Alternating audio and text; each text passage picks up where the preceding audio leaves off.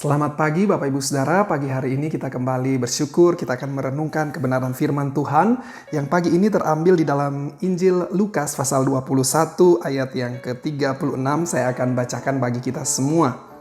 Berjaga-jagalah senantiasa sambil berdoa supaya kamu beroleh kekuatan untuk luput dari semua yang akan terjadi itu dan supaya kamu tahan berdiri di hadapan Anak Manusia.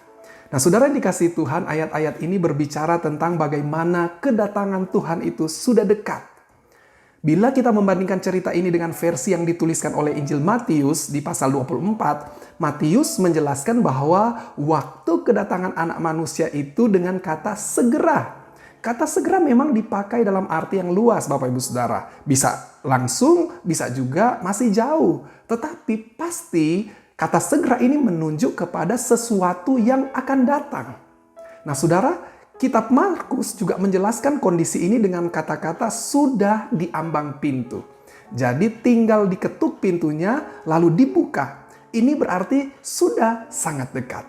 Saudara, inilah yang menjadi masalah, saudara, bahwa manusia tidak suka dengan ketidakpastian. Maka kita melihat banyak orang mencari-cari apa arti kata segera itu dengan memastikannya. Ya, bahkan kita melihat sepanjang sejarah banyak orang yang berusaha menerjemahkan tanda-tanda akhir zaman dan kemudian mencari kepastian tanggalnya. Ya, kapan itu akan terjadi? Saudara yang dikasihi Tuhan, seberapa dekat waktu kedatangan Tuhan memang terus menjadi masalah dalam kehidupan manusia. Karena manusia memang tidak suka menunggu dan apapun bisa terjadi pada saat menunggu, saudara. Tuhan tidak pernah memberikan penjelasan kepada kita kapan.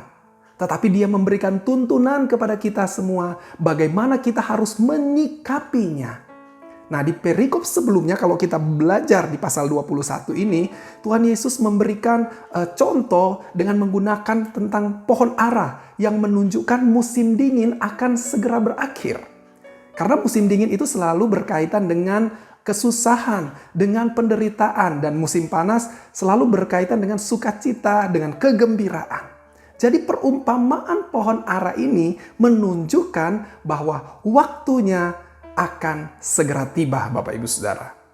Saudara yang dikasihi Tuhan, karena manusia harusnya tahu bahwa segera kedatangan Tuhan itu akan tiba, maka nasihat firman Tuhan buat kita semua pada pagi hari ini adalah berjaga-jagalah, waspadalah. Berjaga-jaga adalah satu sikap di dalam diri kita yang berusaha untuk tetap ada dalam kondisi yang benar di hadapan Tuhan maupun di hadapan sesama kita manusia. Ya, di ayat yang kita baca ini Lukas menjelaskan bahwa jagalah dirimu supaya hatimu jangan syarat oleh pesta pora dan kemabukan. Saudara, kenapa dipakai kata kemabukan? Karena orang yang mabuk tidak bisa melakukan hal-hal yang benar. Orang yang mabuk hilang kesadarannya. Orang yang mabuk tidak bisa mengoreksi dirinya, bahkan dia tidak punya kesadaran dalam hidupnya. Kalau sudah tidak punya kesadaran Bapak Ibu Saudara, maka apapun yang dia lakukan tidak ada artinya, bahkan semua pasti asal-asalan. Pasti juga dalam dirinya dia tidak punya kewaspadaan, dia tidak bisa berjaga-jaga. Nah, saudara yang dikasihi oleh Tuhan, 3 hal yang perlu kita lakukan supaya kita selalu bersikap waspada dan berjaga-jaga, yaitu adalah pertama, kita berdoa kepada Allah. Dan lalu kemudian yang kedua, kita terus membaca firman Tuhan. Terus kita merenungkan firman itu siang dan malam. Dan yang ketiga adalah kita menyadari setiap dosa-dosa kekurangan kita dan kita sungguh-sungguh bertobat kepadanya. Saudara, ketiga hal ini harus menjadi gaya hidup orang percaya di hari-hari ini. Karena inilah yang memfasilitasi kewaspadaan kita dan mempertahankan kesadaran diri kita untuk tetap hidup benar di hadapan Allah, Bapak Ibu Saudara. Saudara, kenapa kita perlu waspada? Kenapa kita perlu berjaga-jaga? Karena di dunia ini banyak sekali hal-hal yang membuat kita bisa berpaling dari Tuhan, yang membuat iman kita goyah, ya. Ada penderitaan, ada badai kehidupan, ada tantangan-tantangan, ada banyak sekali persoalan-persoalan yang terjadi dalam kehidupan kita, bahkan dalam dunia ini. Bahkan kenyamanan pun, zona nyaman pun bisa mengalihkan fokus kita dari Tuhan.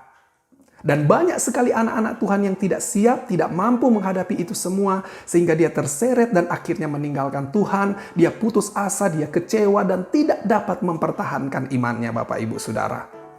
Saudara yang dikasihi oleh Tuhan, seluruh kitab Injil menunjukkan bahwa Tuhan Yesus tidak memberitahukan kapan pastinya. Bahkan dengan jelas dia katakan, dalam Matius 24 dikatakan, tidak ada yang tahu, hanya Bapa yang tahu, anak pun tidak tahu. Saudara, kedatangan Tuhan itu memang masih menjadi misteri, tetapi itu pasti dan sudah sangat dekat. Oleh karena itu saudara, apapun yang terjadi, tetaplah waspada, berjaga-jagalah, berdoalah, peganglah firman Tuhan, supaya ketika hari itu tiba, ketika Tuhan Yesus datang kembali, Dia mendapati kita adalah orang-orang yang setia. Mari kita berdoa. Terima kasih Tuhan Yesus, kami mengucap syukur buat firman-Mu yang mengingatkan kami hari-hari ini untuk kami tetap waspada, kami tetap berjaga-jaga, kami tetap bertekun dalam kami berdoa, dalam kami membaca, merenungkan firman-Mu ya Tuhan. Tuhan tolong kami sehingga sampai Engkau datang kembali, kami tetap mempertahankan iman kami kepada Tuhan. Terima kasih, berkati kami semua dalam aktivitas kami di sepanjang hari ini. Kami mengucap syukur hanya di dalam nama Tuhan Yesus Kristus. Haleluya. Amin.